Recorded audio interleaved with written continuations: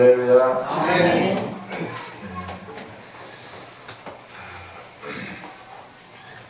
벌써 5월이 다 가네요. 그죠? 네. 세월이 참 빠르다 하는 생각을 해봅니다. 5월 그러면 장미도 피고 그래서 화려하기도 하지만 5월 그러면 우리에게 많은 것을 생각하게 하는 감사의 달이기도 하죠. 우리에게 자녀 주신 하나님께 감사하고 부모님 주신 하나님께 감사하고 가정 주신 하나님께 감사하고 우리를 양육하면서 여기까지 키워주신 스승님들을 만나게 해주신 스승들을 만나게 해주신 은혜에 대해서 감사하면서 여기까지 달려왔죠. 계속해서 우리가 하나님 주신 은혜에 감사하면서 달려가는 저와 여러분이 되기를 원합니다. 올해는 가정에 대해서 집중적으로 살피면서 말씀을 드립니다. 그래서 오늘도 가정에 대해서 우리가 함께 살펴보기를 원하는데 우리의 가정이 믿음의 가문을 세우는 가정이 되었으면 좋겠다. 그래서 오늘 성경에 나와 있는 몇몇 가정들을 살피면서 이들은 위기 속에서 어떻게 믿음의 가문을 형성하게 되었는지 그리고 그 이후에 삶이 어떤 복을 누리게 됐는지 시간이 허락되는 범주 내에서 함께 살피면서 은혜 받기를 원합니다. 오늘 많은 사람들이 늘 입에서 입으로 하는 말이 위기다라는 말을 해요. 그 위기는 여러 가지 위기를 말할 수 있지만 제가 보는 관점에서는 가정의 위기를 말하고 싶습니다. 가정의 위기는 개인적 위기일 뿐만 아니라 사회의 위기이고 국가의 위기와 직결되는 거죠.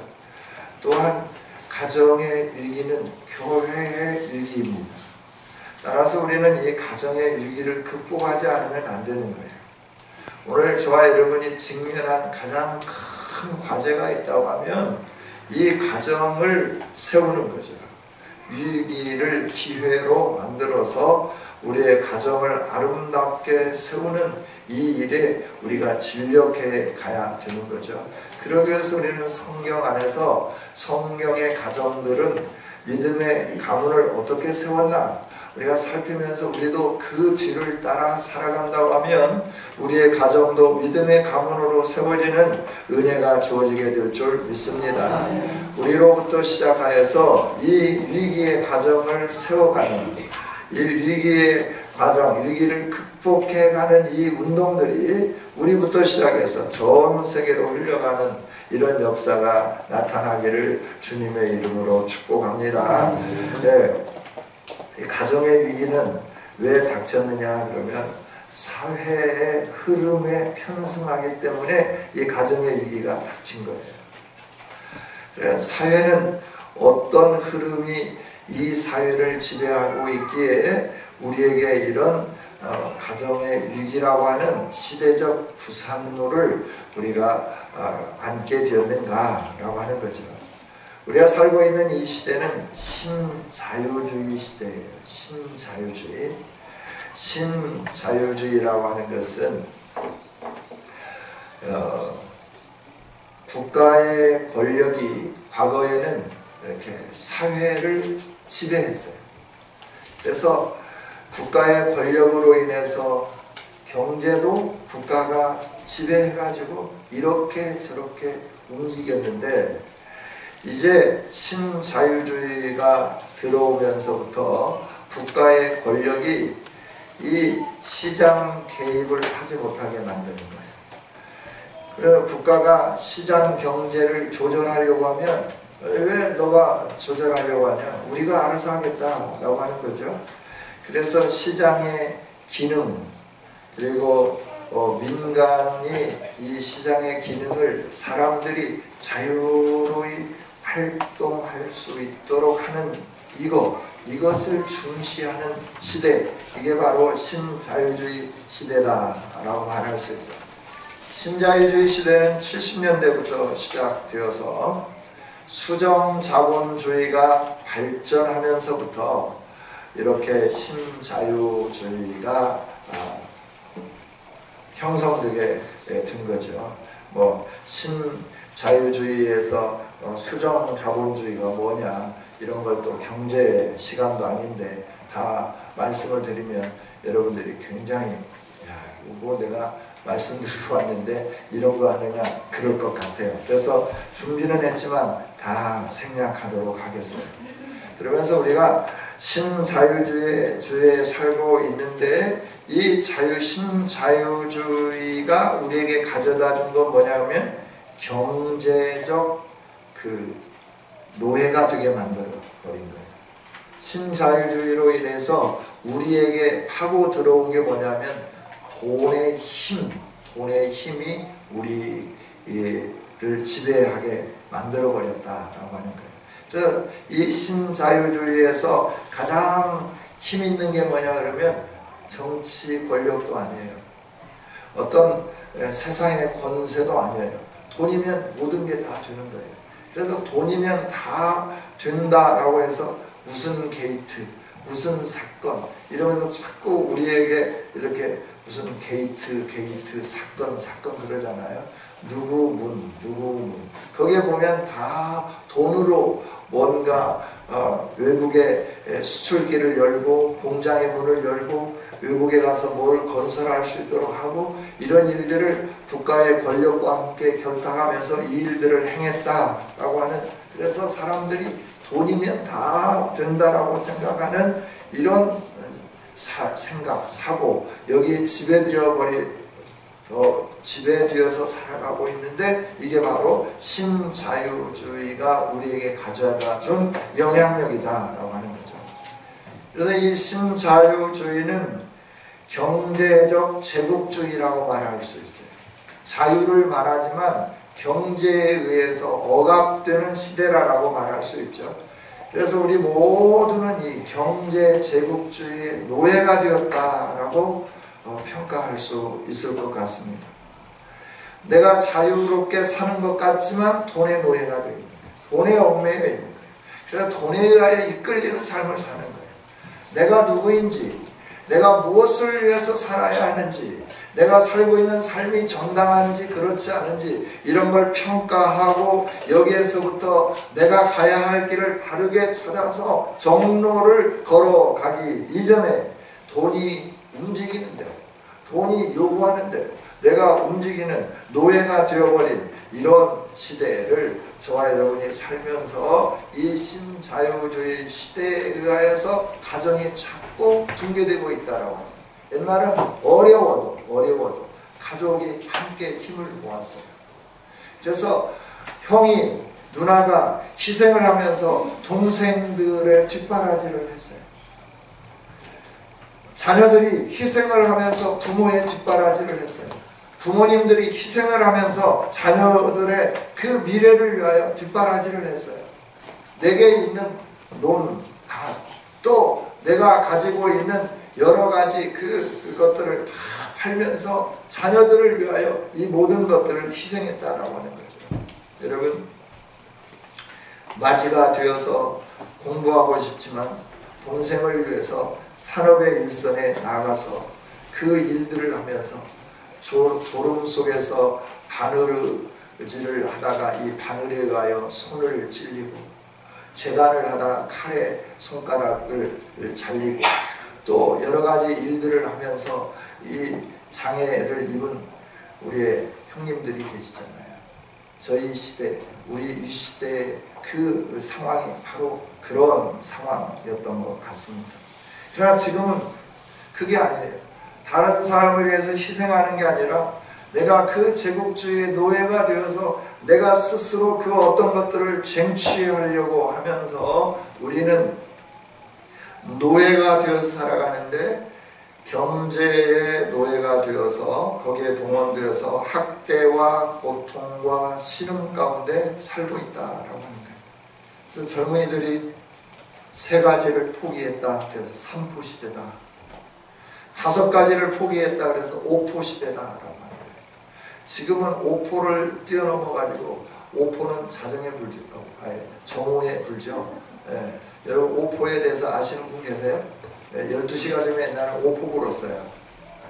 아세요? 제가 구석기 시대에 살아요. 오포. 예, 지서에서 12시가 되면 오프를 보는데 옛날에는 뭘로 했냐면 이렇게 손으로 돌리면서 했어요. 이 소리가 별로 이렇게 세게 안 나가요. 그러니까 나중에는 어떻게 했냐면 이 모타로 돌려갖고 오 소리 나게 했어요. 예, 예, 그 오포, 이 오포 시대. 그 오포와 이 오포는 이 오포 시대 5가지를 포기해버리는 거예요. 대학교를 다니는데 옛날에는 조기 졸업을 하면 참 우수하다 그랬어요. 근데 지금은 조기 졸업을 안 해요. 3년 반 만에 졸업하면 정말 효도한다, 너 공부 잘한다 그랬는데 지금은 취직할 때까지 학점을 하나씩 안다는 거예요. 그래서 대학교를 5년 다니면 참 빨리 졸업하는 거예요. 칭찬해줘야 돼요. 대학교를 7년, 8년 이렇게 자꾸 늦추는 거예요. 왜? 취직을 해야 되는데 대학을 졸업해도 취직이 안 되는 거예요. 옛날에는 고등학교 졸업해도 유수한 공부를 했으면 바로바로 이렇게 취직도 하고 그랬어요. 그런데 지금은 대학원을 졸업해가지고도 아침에 일찍 새벽 중에 울렸네 그래서 다니면서 골목골목을 깨끗하게 하는 오물 수거해가는 거. 이것도 대학원을 졸업한 사람들까지도 하는 거예요. 20명 모집한다 그러면 한 2,000명 정도가 모여드는데요. 그 중에는 학사학위 수지자들도 한 20% 이상 된다라고 하는 거예요. 왜 그럴까요? 학위를 받았지만 어디에 취직할 데가 없는 거예요. 그래서 사람들이 대학을 졸업해도 5년, 7년, 8년, 심지어는 10년 이렇게 하는 거죠. 여러분, 그러면서 그들 앞에 세월을 계속 허비하면서 그러면서 가정 이루는 것은 아예 꿈조차 꾸지 아니하고 직장을 얻기 위해서 그 시간을 흘려보내면서 이게 잘 되지 않으니까 사이트 안에 인터넷 사이트 안에 잘못된 사이트들이 번성하기 시작하고 그래서 전혀 생면부지의 사람들이 야 내가 어디서 죽으려고 하는데 같이 죽을 사람 그러면 강원도에서도 오고 서울에서도 오고 부산에서도 와가지고 영광 앞바다에 가가지고 차 속에 들어가서 연탄불 펴놓고 죽어버리는 이런 일들이 심심치 않게 일어나는 시대가 바로 이 시대다라고 하는 거예요. 제가 신자유주의 경제면 다 된다. 그래서 좀 돈 좀 많이 벌게 해주겠다. 잘 살게 해주겠다. 여기에 꿈이 부풀어가지고 우리들이 잘 산다고 하는 것이 무엇인지 잘 산다고 하는 그 개념조차도 잊어버린 채 내가 뭔가 많이 가지고 있으면 잘 사는 것으로 착각해버리는 그래서 그 잘 삶이 무엇인지 바른 정의를 잊어버리고 망각한 채 돈에 노예되어서 우리가 신음하면서 살아가는 이 시대 그러다 보니까 젊은이들이 가정도 꾸리려고 하지 않고 가정을 꾸려도 자녀들을 낳으려고 하지 않는 거예요. 하나님은 생육하고 번성하라 그랬습니다. 저와 여러분이 해야 할 일은 생육하고 번성하는 일인 줄 믿습니다. 그래서 저도 마음을 바꿨어요. 그전에는 순서대로 가야 된다. 무슨 소리냐. 이게 뭐 아들 있고 딸 있고 그런 것도 아니고 딸만 있는데 순서대로 가야지 밑에 놈이 먼저 가버리면 위에 언니가 뭔가 이상이 있어도 못 가는 것 같은 이런 일들이 있지 않겠냐. 성민이 너 가도 돼. 일찍 가서 일찍 자녀들을 낳아야 돼. 우리 막둥이가 또 뭐 이렇게 간다고 하면 얼른 보낼 거예요. 순서 없어요. 그냥 막 보내겠어요. 왜냐하면 젊은이들이 자꾸 결혼을 하는 거예요. 목사님들의 걱정이 아들이 34살을 먹었는데 결혼 얘기를 내면 아빠 35까지는 전혀 나에게 스트레스 주지 마. 결혼이라고 하는 말을 하지 말라고 하는 거예요. 35이 되면 그러면 어떻게 할 건데? 아빠가 35살이 넘어가면 아버지가 소개해주는 사람 3사람 정도는 내가 만나볼게. 그 이후에는 나에게 타치하지 마. 이것 때문에 늙는 거예요. 아들 하나밖에 없는데 이 아들이 빨리 장가가서 손주 보고 싶은데 나이는 환갑인데 아직도 장가를 안 가고 이러고 있으니까 다른 사람들이 손주 자랑하면 막 예뻐서 어쩔 줄 모르는 거예요. 내가 교회에서 젊은 가족, 젊은 형제 자매들이 이 아이를 이렇게 나가지고 데리고 오면 막 얼마나 막 귤을 빨아버리는지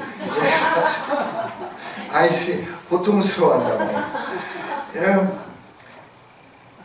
오늘 우리가 살아가는 이 시대는 어쩌면 이스라엘이 애굽 땅에 있을 때 바로의 명령에 의해서 이스라엘이 번성하지 못하도록 강하여지지 못하도록 아이를 낳으면 나일강에 던지라 라고 명령을 내린 바로 통치 시대에 사는 것과 똑같다라고 합니다.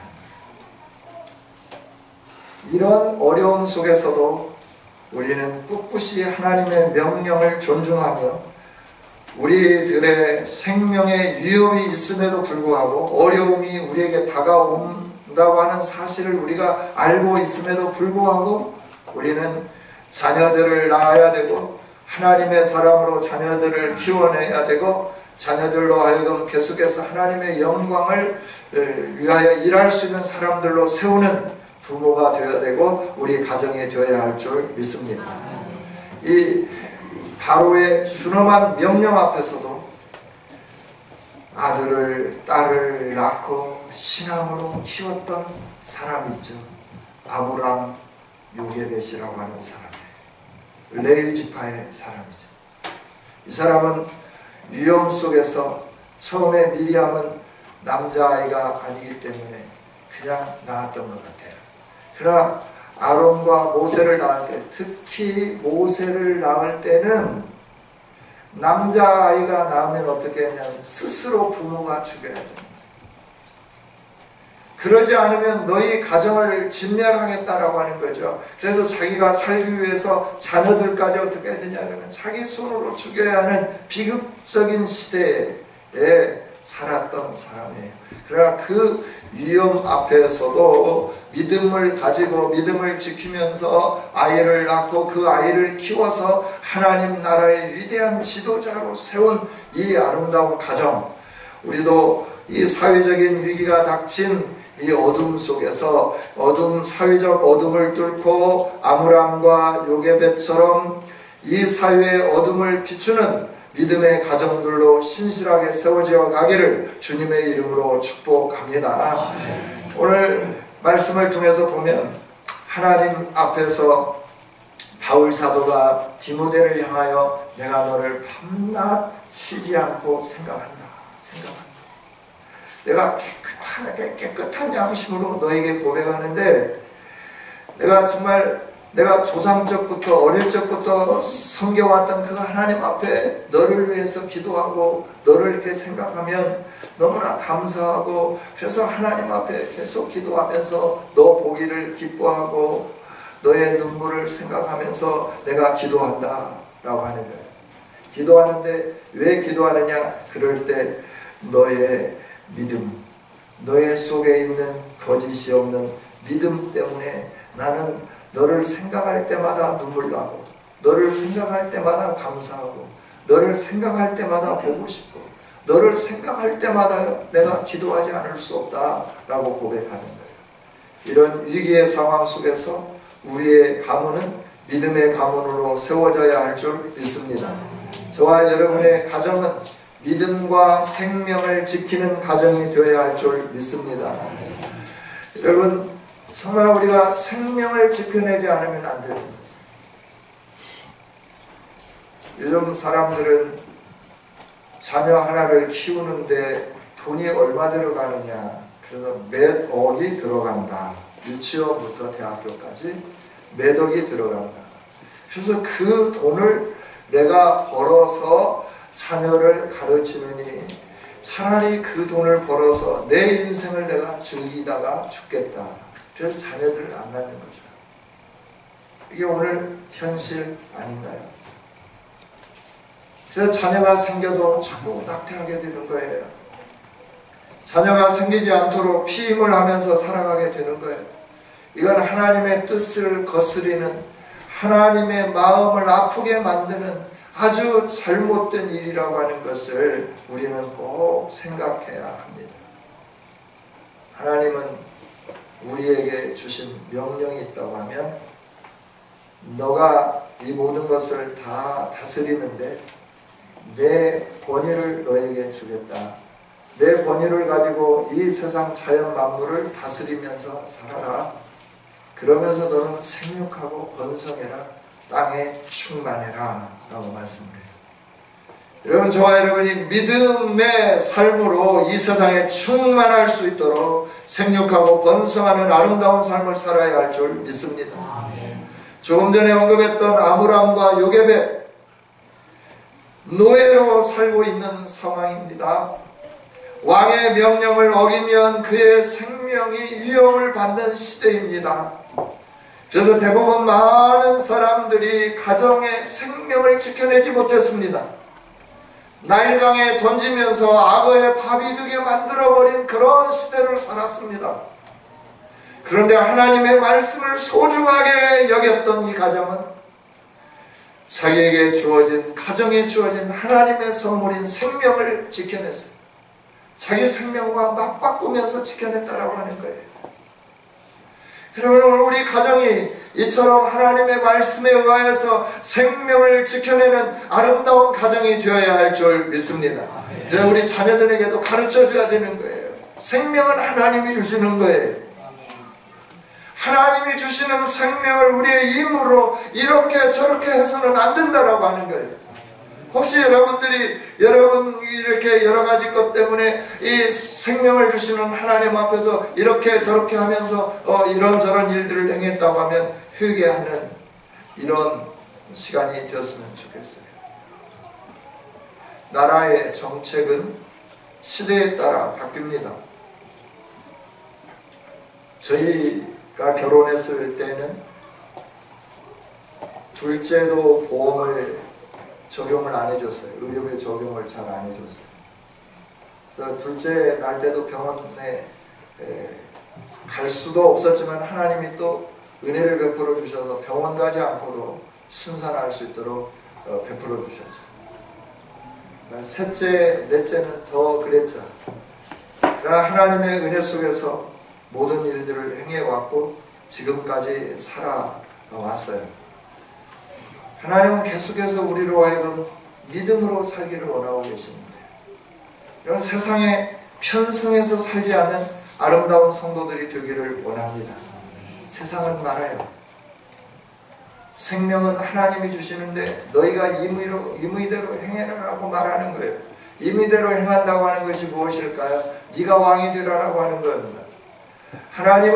하나님이 우리의 왕 되기를 원하시지 우리가 우리의 왕 되어서 우리의 삶을 내가 내 임의대로 통치해 가기를 원치 않는다라고 하는 거예요. 저와 여러분의 삶이 온전히 하나님에 의하여서 통치되어져 가는 믿음의 성도들의 삶이 되기를 원합니다. 우리는 생명을 지켜내는 가정이 되어야 돼요. 이 세상에서 이 정책에 의해서 둘만 낳아 잘 기르자, 하나만 낳아 잘 기르자, 그러다가 아예 낳지 말자. 이제는 낳아라 해도 안 낳는 거예요. 낳아라 해도 안 낳으니까 무슨 정책을 쓰나요? 복지 정책으로 인하여 아이들을 가르치는 누리복지를 국가에서 다 지원해 주겠다라고 하는 거예요. 국가에서 지원해 주니까 내 아이들이 어릴 때부터 교육하는데 내 경제가 좀 펴지니까 괜찮겠죠. 그러나 그 돈들이 다 어디서 나오나요?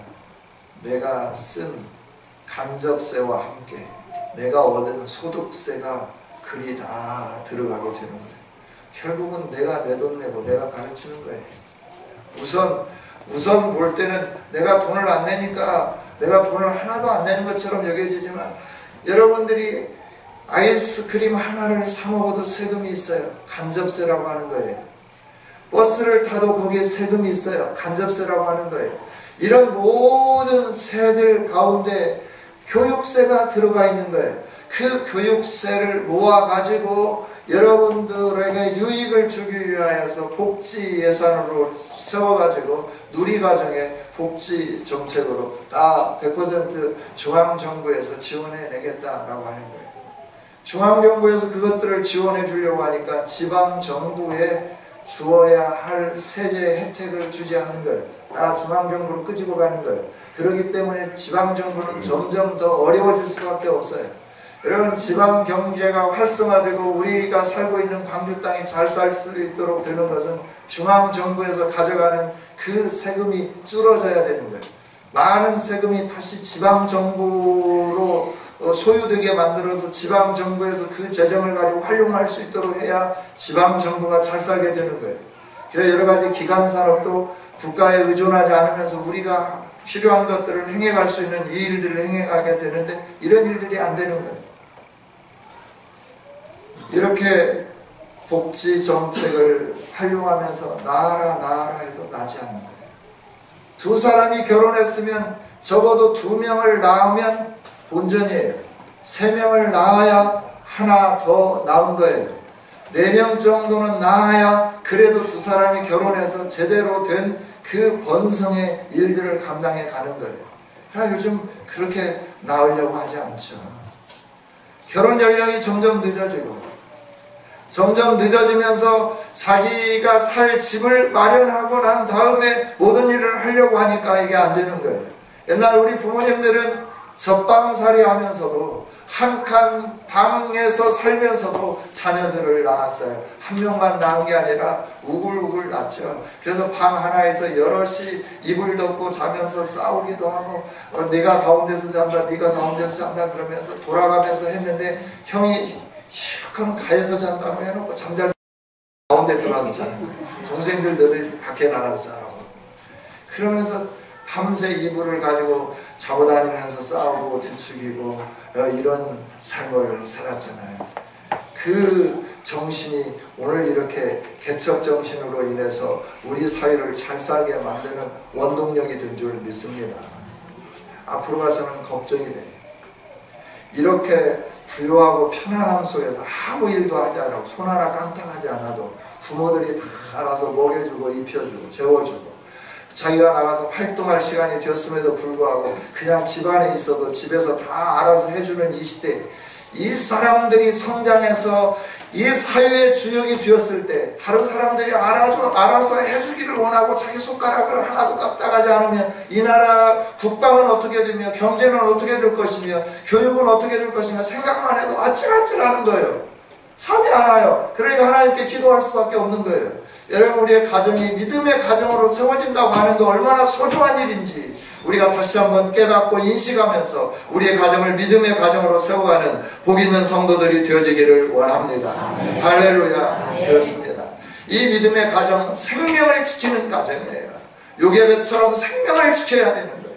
아브라함처럼 생명을 지켜야 되는 거예요. 세상의 그 거짓된 유혹에 속으면 안 되는 거예요. 우리의 행복은 돈에 있는 게 아니에요. 우리의 행복은 어떤 것이 많음에 있는 게 아니에요. 우리가 잘 살기로 한다면 세계에서 손가락, 10손가락 안에 꼽히는 나라가 되었어요.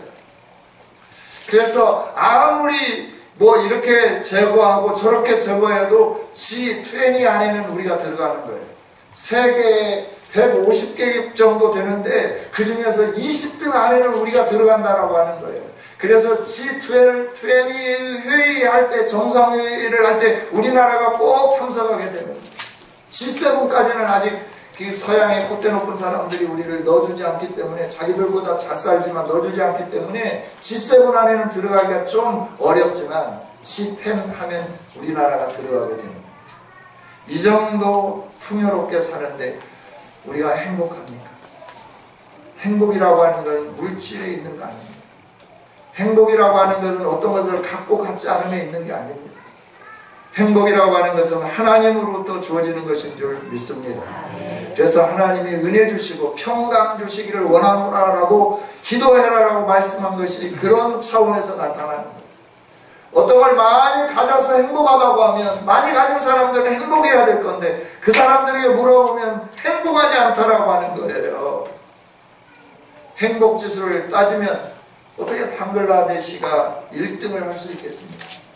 어떻게 저 아프리카의 먹을 것이 없고 우물이 제대로 없어서 웅덩이에서 지저분한 물을 떠다가 그걸 가라앉혀서 그거를 끓이지도 아니하고 먹어버리는 그런 백성들이 행복하다라고 고백할 수 있겠느냐라고 하는 거예요. 우리와 비교해보면 행복의 조건은 아무것도 없는 거예요. 먼지 풀풀 나지, 농사 제대로 안 돼가지고 먹을 것 제대로 없지, 굶주려가지고 그러고 있음에도 불구하고 행복하다고 말하는 이유가 뭘까라고 하는 거예요. 가치성이 어디에 있느냐에 따라 행복이 달라지게 되는 줄 믿습니다. 뿐만 아니라 우리의 가정은 믿음 가정이 돼야 돼. 생명을 지킬 뿐만 아니라 믿음의 가정이 되어야 된다라고 하는 거예요. 믿음의 가정, 두 가정을 소개하고 말씀을 마치기를 원합니다. 이 믿음의 가정은 오늘 디모데서에 나와 있는 로이스와 유니게를 통하여 전승된 디모데의 믿음, 또 다른 하나의 믿음의 가정은 욥기서에 나오는 욥의 가정이 믿음의 가정인 것 같습니다. 노아도 있고 여러 가정들이 있지만 하나님은 여러 가정들을 통해서 말씀하고 계시지만 저는 오늘 욥과 이 디모데의 가정을 통하여서 믿음이 무엇인가 하는 것들을 좀 정리해 보고 싶습니다. 욥은 경건한 사람이고 하나님을 경외하는 사람이고 악에서 떠난 사람이라고 욥기서 1장 1절을 통하여 하나님은 증명해 주고 계십니다. 욥의 이런 경건과 하나님을 경외하는 삶은 그에게 하나님이 주시는 복을 누리게 했고 소위 세상에서 말하는 성공의 복을 얻게 만든 원천임을 성경은 말씀을 해주고 있습니다. 욥이 이 하나님 앞에 경건하여서 받은 복을 보면 양이 7,000마리였습니다. 그 다음에 낙타가 3,000마리였어요. 낙타는 물건을 나르는 데 쓰잖아요. 그러니까 3,000마리 낙타가 있었다고 하는 것은 뭔가 큰 상업을 하는데 그가 성공했다라고 말할 수 있죠. 그 다음에 농사를 짓는데 500결의의 소가 있었어요. 한 결의는 2마리, 1000마리의 소가 있었습니다.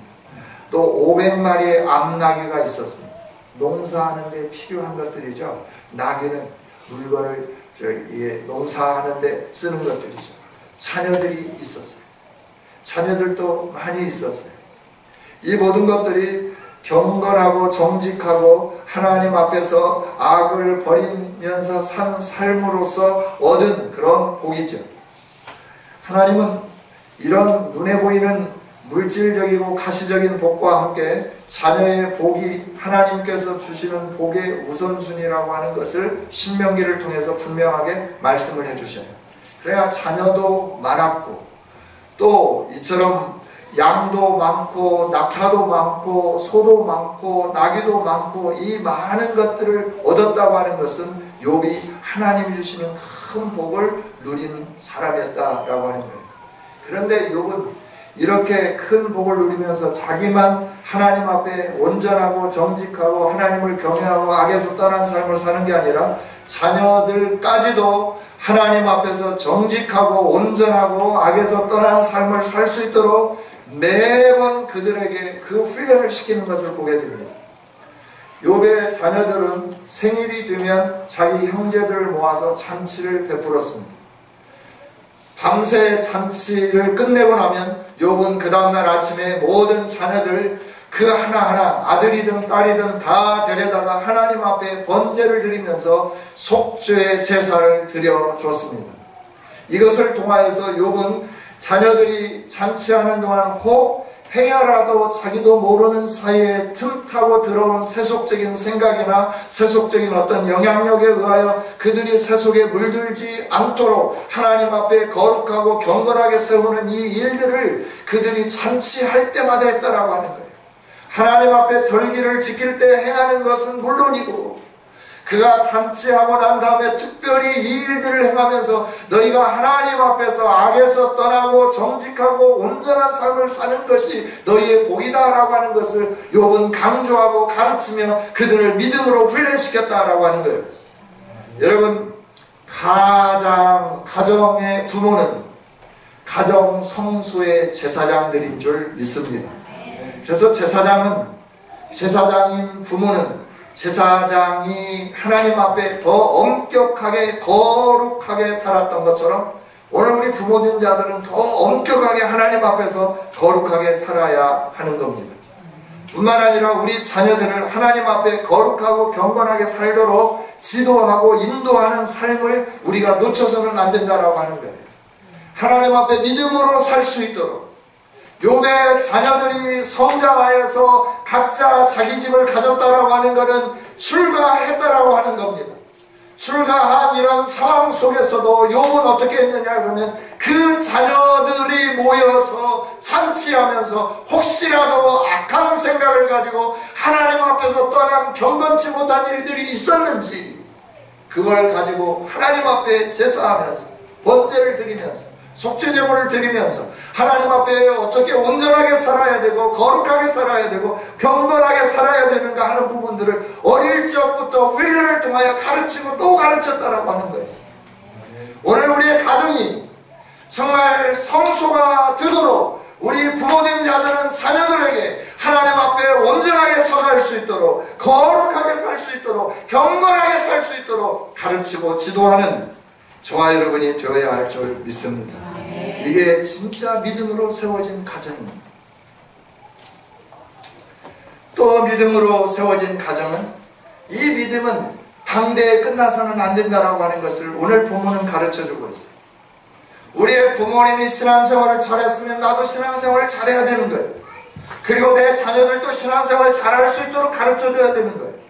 그 다음 세대도 신앙생활을 잘할 수 있도록 가르쳐줘야 되는 거예요. 믿음의 후손들은 구걸하거나 걸식하는 일들이 일어나지 않습니다.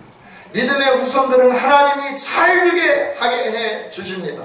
할렐루야. 오늘 보면 외할머니에게 있었던 믿음, 그 믿음 거짓 없는 믿음이라고 말씀해요.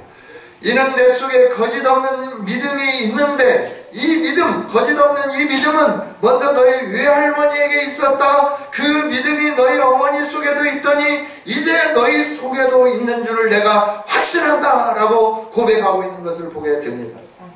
오늘 우리가 믿음을 가져도 거짓 없는 믿음을 갖기를 원합니다. 적당하게 믿는 믿음이 아닙니다. 믹서된 믿음이 아닙니다. 순수한 믿음이 거짓 없는 믿음입니다. 하나님만 원하는, 하나님만 섬기는, 하나님의 명령을 여차 순종하는 이 거짓 없는 믿음, 이 믿음이 오늘 우리에게 있어야 되겠고 이 믿음이 우리 자녀들에게 전수되도록 우리들이 자녀들을 잘 양육하고 훈련하는 이러한 삶을 살아야 할 줄 믿습니다. 이렇게 산 이들이 받은 복이 무엇입니까? 모세는 하나님 나라의 영도자로서 최고의 강대국 왕 앞에서 하나님의 능력을 나타내 보여주는 하나님의 사자로서 하나님이 높여주고 하나님이 바로로 하여금 모세 앞에 무릎 꿇으면서 이제 당신이 원하는 대로 하소서, 당신의 백성들을 이끌고 나가소서, 우리에 있는 모든 좋은 것을 다 가지고 가소서, 당신이 왕입니다 고백하게 만드는 이 은혜와 복을 누리게 된 줄 믿습니다.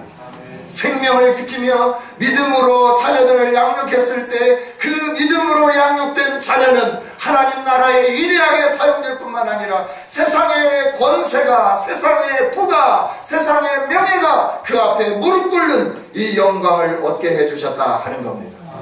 우리의 자녀들이 이런 자녀들이 될 수 있도록 우리가 해야 되지 않겠습니까? 디모데를 보십시오. 욥의 후손들을 보십시오. 세상에서 가장 아름다운 딸이었고 세상에서 가장 명예로운 아들들이 되었다라고 하는 거예요. 믿음을 지키며 믿음을 훈련시키며 믿음의 가문을 세웠더니 하나님께서 그들을 하나님 나라의 영광스러운 지위와 명예를 누리게 하며 그들로 이름을 영화롭게 해주시는 것을 우리는 눈으로 보고 있지 않습니까? 오늘 우리가 눈으로 보고 성경을 통하여 증언해주는 이 모든 것을 바라다 보면서 우리의 자녀들에 대한 우리의 마음은 어떠한지 이 시간에 여러분들이 하나님 앞에서 진실된 마음으로 내 가정은 어떤 가정인지를 다시 한번 돌아보는 귀한 시간이 될 수 있기를 원합니다. 가정의 성소가 되어야 합니다. 우리의 가정들이 거룩하고 믿음으로 사는 가정, 믿음으로 세워지는 가정이 되어야 되는 거예요. 그러려고 하면 우리들도 하나님 앞에서 정직하게 살아야 돼요. 내가 먼저 하나님 말씀 앞에 순종하는 이런 삶을 살아야 되는 거예요. 아므람과 요게벳이 하나님의 말씀에 순종하며 그 얼굴을 통하여서 그 모세를 낳았는데 거기에 아름다움이 있었다. 그 아름다움이라고 하는 것은 하나님의 형상이 그 안에 보였다라고 하는 거예요. 하나님의 말씀이 그 안에 보여지기 시작한 거예요. 그래서 바로왕의 명령을 거역하며 하나님 말씀 앞에 순종하기 시작하는 거예요. 이게 믿음으로 사는 거예요. 우리 눈에 보여지는 하나님, 그 하나님의 영광을 보면 볼수록 우리는 그 하나님 앞에 순종하는 자세를 가지고 가정 안에서 살아가기 시작할 때 그 영향력이 자녀들에게 미쳐지게 되는 줄 믿습니다. 우리의 자녀들이 믿음으로 살게 하여 주옵소서. 기도하는 것도 중요하지만 정말 중요한 것은 내가 하나님이 말씀할 때 그 말씀 앞에 어떤 반응을 보이는가라고 하는 거예요. 손해가 오고 뺨을 맞고 수치를 당하여도 하나님이 말씀하였기에 내가 그 말씀에 순종하겠나이다. 그러면서 순종하는 삶을 사는 것, 이게 믿음의 본입니다. 힘들고 어려울 때 나의 왕 되시는 하나님, 나의 구원자 되시는 하나님, 나의 간구하는 소리를 들으시는 하나님 앞에 기도하는 삶을 사는 것, 이게 믿음의 삶을 보여주는 겁니다. 할렐루야. 돈을 따라가지 않습니다. 하나님의 말씀을 쫓아가는 겁니다. 세상의 명예를 따라가지 않습니다. 하나님의 말씀을 쫓아 살아가는 겁니다. 이렇게 믿음으로 사는 가정, 하나님이 복 주십니다. 우리 가정들이 정말 이렇게 아름다운 가정이 될 수 있기를 주님의 이름으로 축복합니다. 세상의 유혹보다, 세상의 컨트롤하는 리모컨의 그 영향력보다 하나님의 명령에 의하여, 하나님의 말씀에 의하여 그 자리에 서서 무릎 꿇고 순종하며 믿음으로 살고, 나만 믿음으로 사는 게 아니라 우리 자녀들에게 거룩하라, 경건해라, 하나님이 성결하기를 원하십니다. 우리 모두가 다 왕같은 제사장으로서, 레위인으로서, 성소에 일하는 사람들로서 우리의 성결을 요구하시는 하나님 앞에 나도 성결해야 할 뿐만 아니라 자녀들에게까지도 성결하도록, 이성의 문제까지도 성결하도록 우리가 가르치고 양육해야 돼요. 하나님 앞에 성결하도록 우리가 살고 이들을 살 수 있도록 세워가기 시작한다고 하면 우리의 가문은 믿음의 가문으로 세워질 거고, 우리의 가정이 믿음의 가정으로 세워진다고 하면 이 사회의 위기가 극복되어질 거며, 이 나라의 위기가 극복되어져 갈 것이며, 교회의 위기가 극복되어져 가게 될 줄 믿습니다. 이 위기를 극복해내는 저와 여러분이 되어줄 수 있기를 주님의 이름으로 축복합니다.